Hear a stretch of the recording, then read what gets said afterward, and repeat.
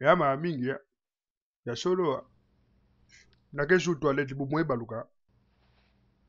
Après ben na s'il te plaît. Madesu, fufu, yop, boki, ba mélange wana tosala kisa sida son yeba. Ibongo yo liboko na likolo tengama na mituno pa kusala ndeni. Bon bokenda osani na Saint-Denis. Boaki combien? Bokenda osala nini? Ba désordre susu. Réunion. Réunion. Siko réunion na bino esuki na muta kufi ndeni et puis ivoirien. Mais na lobi ya yo vandika boye batumo bakoti chez yo balingo boma yo na bana yo ale. Ovani no beta kende na nzango. Boni boye ko légitime défense. Légitime défense. Ozoy ba mamozolo bata. Ngana ebi bien. Ba ivoirien. Ba luka ba ya pa na biso ba congolais ba se venger. Ngana aki kuna na Paris na zoka ndenge ba ivoirien Château Rouge bazolo bana ba vundi. Ba lobi ko balanda bino bokimba ki. Na okima nde na likolo tengo. C'est vrai. Ngata na mwa muke na aki na grand frère na nga aki pe tengo ndok esinga monda ba wenze. Aki militaire blessé de guerre na ndenge mwa muke te. Ba tengo na bandoto batambola, c'est vrai? Et bon soir la muke na tongo. Grand frère ba souci pour la bandoto na ya ba nane ko tambola tout ça. Limbisanga meyo tango lota ba marche bokenda. Olota kozo tambola ou bien obwataka. Na poser question répondre muninga. Ozolota. Yo siko lobi oke no bloqué bango de 21. Boulenge no ba loué 3000 mboa, 10 000 punda. Inspecteur Colombo ba okota concert wana. François Hollande pa lobi ba okota concert wana na momi na ye ba wana 10 000 CRS. Bino bo bimela ap. Na sali 8 ans na kenda sundu de tengap na tika libanda.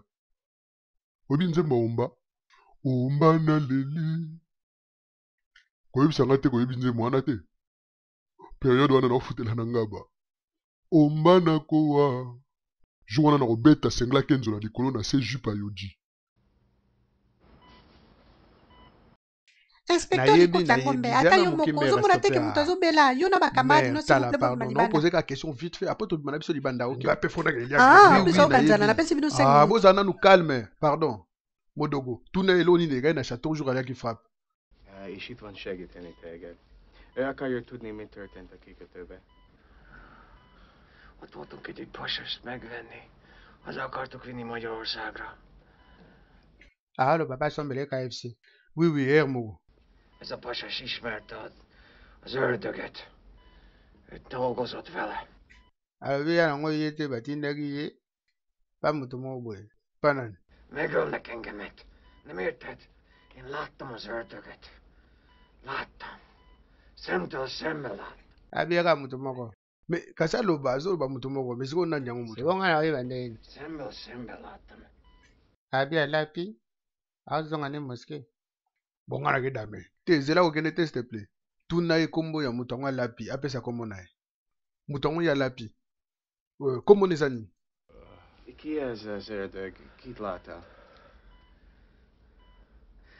Kaiser Söze. Láttam. Ő volt lent a kikötőbe. Ő gyilkolt mind. Kaiser Soze. Kaiser Soze siko yem tele si bon tu ba frappe. Mundibo amoni Kaiser Soze. Az arcát. Úgy látom mindent. Látom a szememben, mikor becsukom mostan. Abia moni longine. Ok, na comprendre. Yepsa siko ayebisa momi oyo. Elongine zandeni. Allo ba malembe. Mondd nekem, hogy nézett ki az ördög? Láttam a tűzbe. Ngana banandule kala. Komona nga boete na ba période ba lita bembo wana Stukas Boys. Mamo ya lantina, oya leli yo. Ngalula bipende ya milangi. Période wana siko papa wemba ko former siko isifi lokole. Evoloko joker. M'envoie na pointe grand-père Bozi Bozia na basala succès fort. Yo bien ngote. Le 21 ba on peut pas beta. Poza zobat. Et puis tellement zaki zengi ba masano ba faire croire yo koza maître alors koza na tenguli bata numéro 0. Handicapé pena batia mwamba. Ngana na mona maître sa tongeta. Mundi bongo beta gende. Surtout en akini yo na ba masano tout boulot. Moi na talote pardon a monoko solo. Na mono solo. Ngana mono solo. Obi ke mutu so solo no akangi miso bule koza mabuma ngombe. Petit on a robeto mono na so mabuma ngombe. Premièrement moi sinon na mukanda te. Il suffit qu'on a téléphoné pour mon aéroport en Jini. Ote na kose za so makemba. ya so na makemba obi vungule eza madeso makasi basangisa na masango na makalo kodamango kitoko awa na bike oliaka na bino ba pomme de terre eso pepa ose na maboko apo ba forcer olemola misapi soko zambala solo kita na kinto solola na kobare wana bina na kobare yo comme ça oke no yebisa bademo kuna kati ya lifelo ke batika muziki omoni mambo osala yebangisanga te donc okotika te non bagrimace no osalaka esalango bato ya kisasa lumbe mwete On vit dans un monde de fous. Les 3/4 des dirigeants sont fous.